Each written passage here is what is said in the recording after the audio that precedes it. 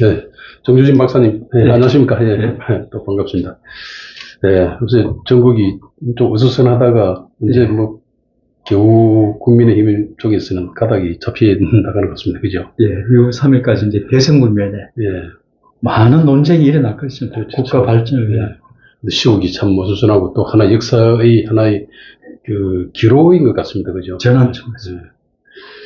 자, 지난 시간에 저희들이 박정희 군수기지 사령관 시절에 네. 그때 이제 4.19 혁명 이전부터 이제 군사 정변을 이렇게 결심을 했다는 그런 내용을 또 우리가 살펴보았고, 그 가운데 이종찬 이제 육군대학 총장이 이제 쿠데타 지도자로 추대하려고 그런 분위기가 있었죠.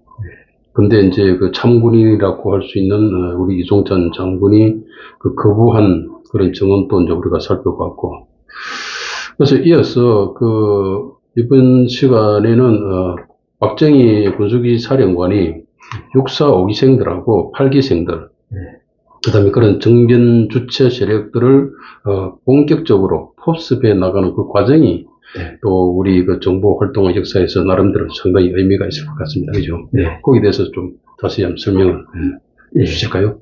네, 알겠습니다. 지금 6월 3일이면 네. 또 대통령 선거가 있으면 네. 또 이제 어떻게 보면 자유민주주의 체제의 큰 장점이에요. 그렇죠. 이렇게 지도층이 네. 자연스럽게 국민 주권에 따라서 네. 순환해 가는 네.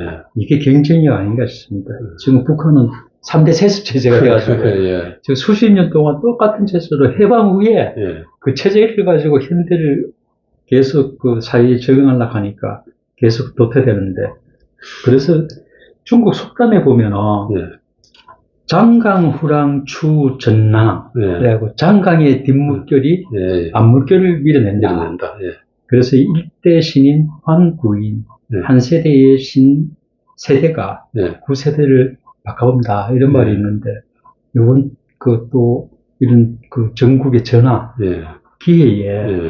좋은 세력이 집권해서 보다 나은 대한민국을 만들어 갔으면 좋겠습니다. 그래서 광복 이후에 오늘날까지, 올해가 광복 75주년. 80주년, 1945년에 80주년. 예. 광복 80주년. 80주년. 정부 수립은 75주년이고요. 그래서 그걸 해방 이후에 현재까지 현대사를 보면 세 번의 큰 변동이 있었던 것 같아요. 그죠. 정부가 수립될 때, 1948년. 예. 그때는 이제 이승만 대통령이 고생을 해가지고, 또 이승만 대통령은 국제법 전문가니까, 예. 국제적 정세를 잘 컨트롤을 해서, 자유대한민국을 한반도 남쪽에. 예, 무엇보다도 중요한 게 자유민주주의 체제를. 그렇습니다. 시장경제. 도입했다는 부분. 네. 우리가 전번에 김정은 박사님하고 같이 살펴봤다시피 이승만 대통령은 일제강점기부터 이 자유민주주의를 신봉한 사람이죠. 그렇죠. 그래가지고 나를 세웠는데, 결국 이제 1961년도 5월 16일 날 군사정변이 일어나가지고 참신한 군인들, 그리고 근대 문물을 습득한 군인들이 집권을 해서 산업화를 일으켰습니다. 그렇죠. 그래서 건국 산업화, 그래서 산업화를 밀고 나갔는데, 그리고 나서 또 다시 1987년 민주화 이후로는 이제 김영삼, 김대중 이런 민주화를 주도했던 분들이 민주화를 했고, 그래서 건국, 산업화, 민주화 이런데 여기서 이렇게 도약을 해서 이제 선진국으로 가야 되는데, 정보화 단계. 지금 그런 시점이 아닌가 싶습니다. 그래서 지금 이번 시간부터 한 6번에 걸쳐서 말씀드릴 거는, 우리가 이제 산업화 모티브가 되는 5.16 군사정변.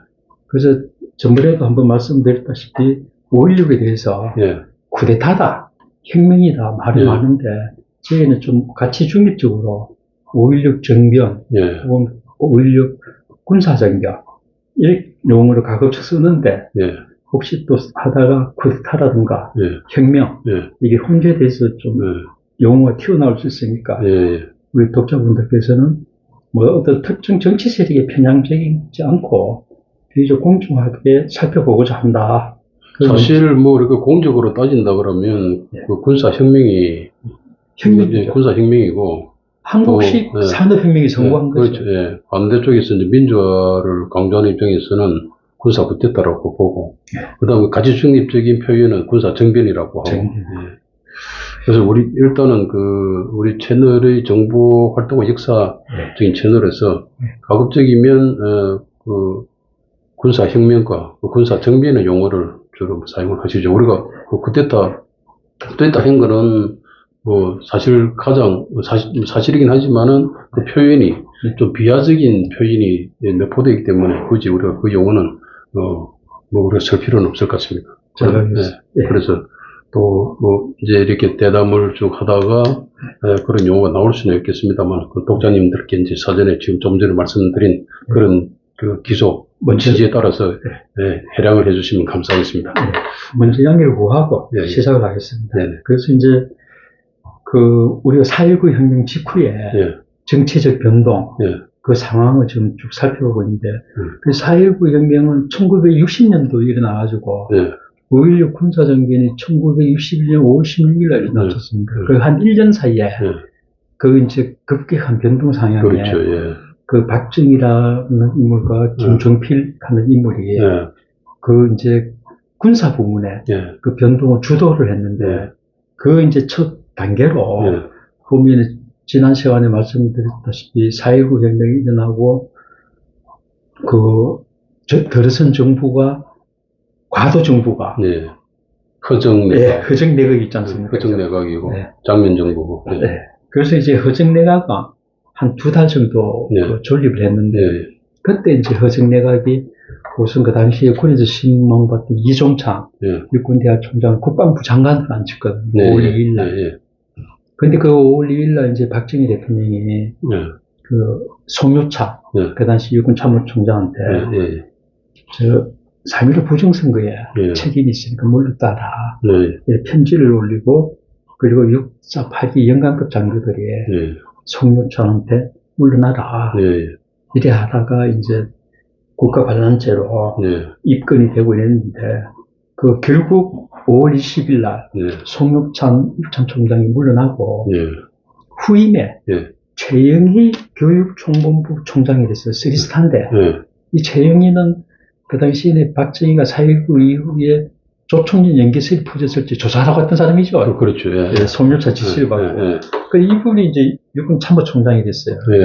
그래서 이건 지금은 허정 과도 정부 때 이야기입니다. 요 이제 4.19 일어나고 4개월 있다가 장면 정부가 장면 총리가 1960년 8월 19일 날 그 국회에서 총리를 선출이 됐거든요. 그래서 정식으로 장면 정부는 60년 8월 19일에 출범을 하는데 그 사이에 일어났던 일을 먼저 말씀을 드릴게요. 그래서 그때 군의 지휘부는 이종찬 국방부 장관 그리고 최영희 신임 육군 참모총장 이렇게 됐는데 이제 이종찬 장관하고 허정 과도 정부 때 최영희 육군 참모총장이 그러니까 군이 또 동료를 할 거 아닙니까? 그렇죠. 4.19가 일어나고 특히 그 동료를 박정희 장군이 편지를 쓰고 6.48기가 집단 행동을 하고 오늘날 상상해봐도 무궁화 2개 단 사람들이 13개 짜리 일자총장 때 가서 집단 행동을 해갖고 참모총장을 끌어내리니까 이 군 통수고통이 문제가 되는 거예요. 거의 뭐 하극상 수준이죠. 그러니까 이종찬 장관하고 최영희 참총장이 6월 8일 날 그 육군본부에 육군 그 주요 지휘관 회의를 엽니다. 그러니까 이제 이분들은 군의 동료를 좀 진정시켜야 되겠다. 이래서 이제 회의를 소집을 했는데 그 부산에 있는 그 박정희 장군도 군수기지사령관도 주요 지휘관으로 이 회의에 참석을 했어요. 근데 회의 이제 시작하면서 이종찬하고 최영희 양반들이 지금 어려운 시기다. 우리 지휘관들이 명령 개통을 엄수를 해야 되겠다. 이 군에 기강이 흩어지면 안 되겠다. 그리고 정치 중립을 지켜야 한다. 이렇게 강조를 하고 났는데 이 두 사람 훈시가 끝나니까 박정희 그 사령관이 발언권을 신청해가지고 그 발언대 등단을 해가지고 네. 군의 부정부패상을 쭉 이야기를 합니다. 네. 저 우리 군 지휘부가 썩었다. 네. 정말로 송유천한테 할 적에는 부정선거 개입으로 그걸 비판을 했는데 네. 이번에는 네. 군이 부패했다. 정군으로. 네. 이 부패했다. 그래서 지금 4.19 정신에 입각해서 소장급 이상, 별두 개 이상은 전부 물러나야 된다. 이렇게 발언을 했어요. 네. 그래, 이것도 그 당시 지휘관들이 보면은, 무슨, 이거 다 물러나라 하면, 이거 뭐야, 이래. 완전히 지휘관 권위가 없어진 상황이네, 그죠? 그러니까 그 회의에 참석했던 2군 단장 김형일 중장, 쓰리스타. 이분이 박정희에 대해서 정면으로, 아니, 그 무슨 소리가, 당시에. 지금 장교치고, 도둑질 안 해먹은 사람 어딨나. 어? 이런 식으로 하면 하극상이 만연돼가지고, 군은 자멸한다. 이래 막 대응을 해가지고, 그 당시에는 그 자유단체 지휘관들이 찾아왔으니까, 그렇게 지나갔어요. 그냥 박정희 발언은 큰 파장이 없고, 그런데 이제, 그날 저녁에, 그 박정희 이 양반이 올라오니까, 그 당시에 김종필은, 그 육군정보참모부의 기획과장으로 근무하고 있었지 않습니까? 그렇죠. 서울에. 그런데 이 시점에서 이제 박정희와 김종필의 관계를 좀 살펴보면은, 김종필은 박정희의 조카 사위입니다. 조카 사위, 박정희의 셋째 형이 박상희인데, 그 박상희 그분의 딸이 박여봉, 첫째 딸이. 박영호. 그러니까 김종필의 와이프예요. 이것도 이제, 그, 전쟁 중에, 그래, 이렇게 결혼을 했는데, 그러니까 이제 박정희를 봐서는 자기 조카 사이고 이러니까, 그 지금부터 말씀드리는 거는 김종필 정원국에 나오는 이야기입니다. 그래, 김종필은 그날 박정희가 자기를 찾아온 날이 6월 9일로 기록했는데, 다른 뭐 신문사라든가 이런 어떤 기록에 보니까 6월 8일이 맞는 것 같아요. 그 기록이 하루 차이인데, 뭐 6월 8일에 왔다 6월 9일 날 갔을 수도 있고. 그렇죠. 그래 이제 그 박정희가 6월 8일하고 6월 5일 오후에 김종필 사무실에 들러가지고 자네 저녁에 뭐 약속 있나? 뭐 이래서 그냥 뭐 크게 약속 없다 이러니까 그럼 우리 집에 가서 정리나 하자. 그래서 그 당시에 박정희 건물이 신당동. 사업관사에 그 이제 박정희 소장이 집차 타고 가는데 박정희 그 소장이 운전석 옆에 되게 그렇게 타잖아요, 집차에. 그렇죠. 운전석 옆에 타면 안 타고. 집차는 옆이 상석이니까. 근데 뒷자리에 타면서 자기를 안쪽으로 안고 뒷자리에 타고 가면서 그렇게 가다가 운전병 안 들리게 자네 그 하고 있는 거 말이지.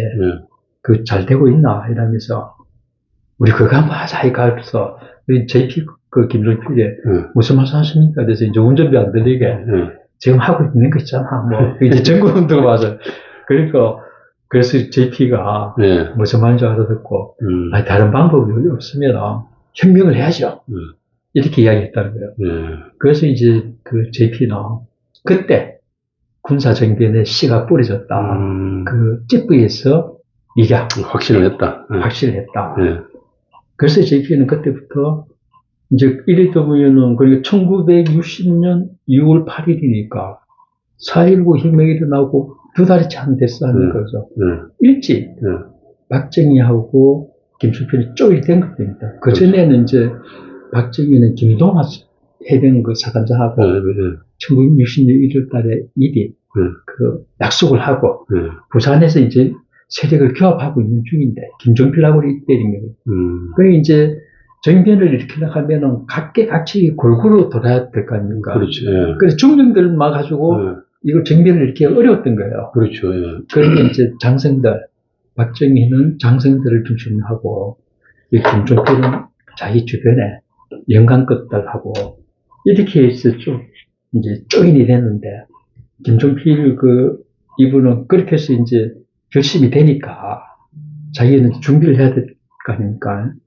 그래서 이제 정군운동도 강력하게 추진하면서, 그리고 자기가 그 당시에 그 정보참모부 도서실에 가서 군사 정명과 관련된 책을 다 자료를 찾아서 그러니까 공부를 엄청나게 열심히 네.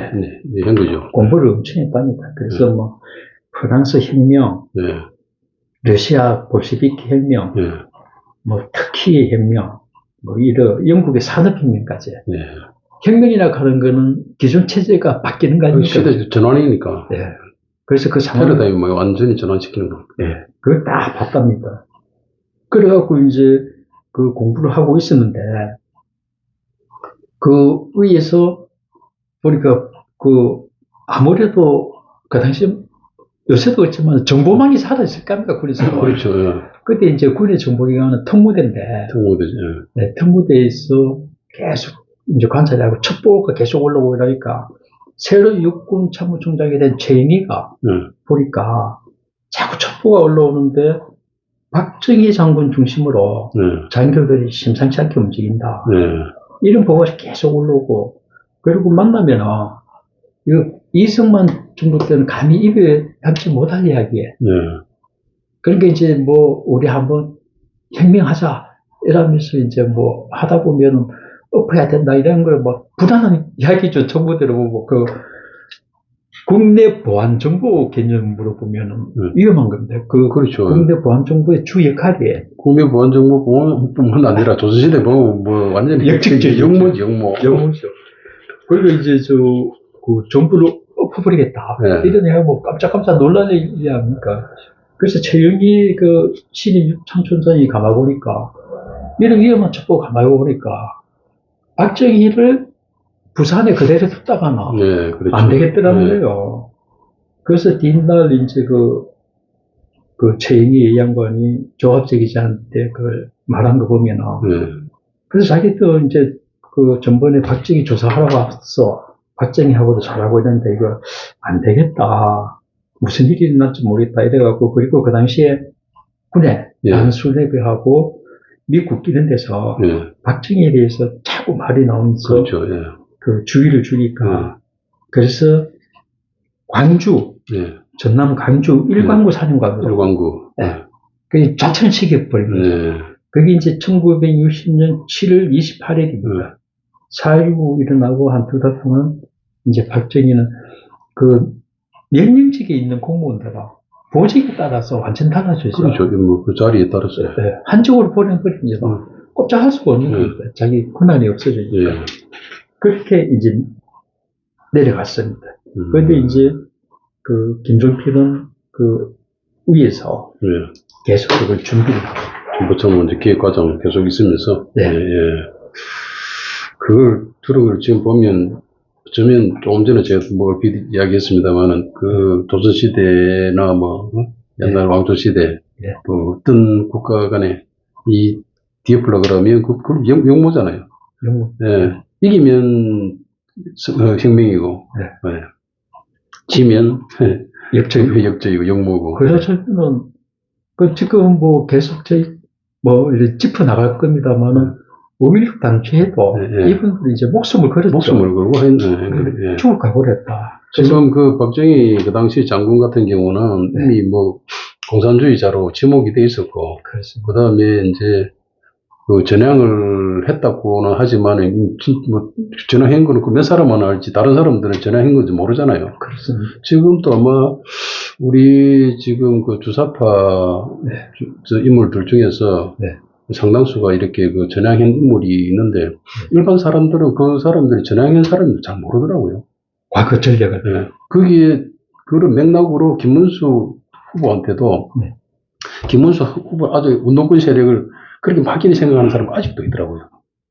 이미 전향하고 이미 한지 오래됐는데도 불구하고 그 시대적이 그 당시에도 뭐 박정희 장군한테 그런 이미지를 갖고 있지 않았나 하는 생각이 듭니다.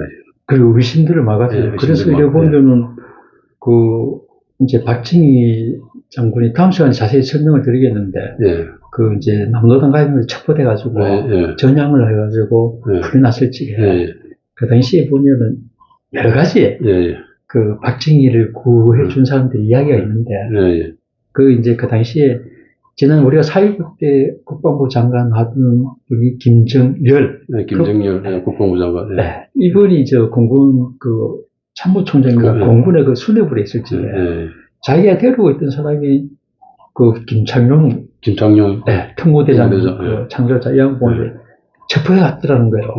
그래서 그때 김정렬 양반이 이걸 구해 오기 위해서 그 당시에 이제 그 육군 참모총장이 그 최병덕입니까? 최병덕. 뚝뚝한 사람. 그 사람인데 그가 차이죠. 차이. 그래서 거기 가서 이제 그 김정렬 이군이 최병덕 그러면 일본 육사 또 선후배 관계가 친밀했대요. 그래서 그 최병덕 그 총장한테 이게 좀 우리 구해야 되겠습니다. 이러니까 최병덕이가 아이 김창룡만 나까지 잡아넣으려 그래. 함부로 이야기 못해 이랬는데 하도 강곡하게 하니까 김창룡을 부르더라는 거예요. 그때 김창룡이 이제 가서 이야기하고 돌아나 이제 당신 옆방에 가 있어라. 이야기 좀 하고 그러니까 김창룡이 돌아가고 나서 최병덕 총장이 김정일 양반한테 하는 이야기가 살리는 게 방법이 있다. 지금 그 공군 그 잡아간 사람 바로 우선이 박정희인데 박정희를 전향을 시키면 되는데 좌익을 전향시키는 방법은 10가지 뭐 방법이에요. 그걸 이 양반을 박정희를 데리고 좌익을 체포하는데 가는데 박정희가 10번만 따라가면 그걸 입증이 되는 거다. 이래서 데리고 가서 잡고했다는 거예요. 그런 게 있습니다. 그게 아니 근데 그 당시에 이제 박정희 대통령이 이제 남로당으로 그때 이제 가입해가지고 잡혀가지고 체포돼가지고 근데 그 남로당 군내에 남로당 인물들을 갖다 이렇게 불었다는 실토를 했잖아요. 그걸로 이제 기회를 한 거죠, 일단은. 그렇습니다. 그러고 나서도 계속 또 조사하는데 또 따라갔다는 그런 말씀입니다. 그래서 이제 그 김정렬, 그 이제 그 당시에 이제 5.16 준비에 성공하고 박정희 대통령이 집권했을 때는 말하자면은 딸랑거리는 소리들이 많이 났죠. 그리고 박정희는 내가 살렸다. 이래가지고 그 당시에 보면은 뭐 백선저, 김정렬 또 하우스만이라고 미국 군사 그 하우스만도 자기가 살렸다 그러고 고치사를 그래서 제가 많기 때문에 다각적으로 그것도 봐야 됩니다. 그런데 김창룡이가 살렸다 하는 거는 말들 잘 안 합니다. 그래서 그거는 좀 그걸 다음 시간에 이제 하도록 하고. 자, 우리 이번 시간에 이제 그 나름대로 또 우리 박정희 장군의 그 어려운 시기에 그 쿠데타를 결심하게 된 그 배경을 살펴봤습니다. 이번 시간은 여기까지 하고, 다음 시간에 또 계속 이어서, 다음 시간에는, 보니까 조금 여담에 좀 가까운 그런 부분이네, 그죠? 정변을 일으키는 그 동지 중에 또 한 사람이 또 등장하게 되는데, 그 이석재 중령이라고, 그 다음 시간에 한번 살펴보도록 하겠습니다. 여기까지 하겠습니다. 감사합니다.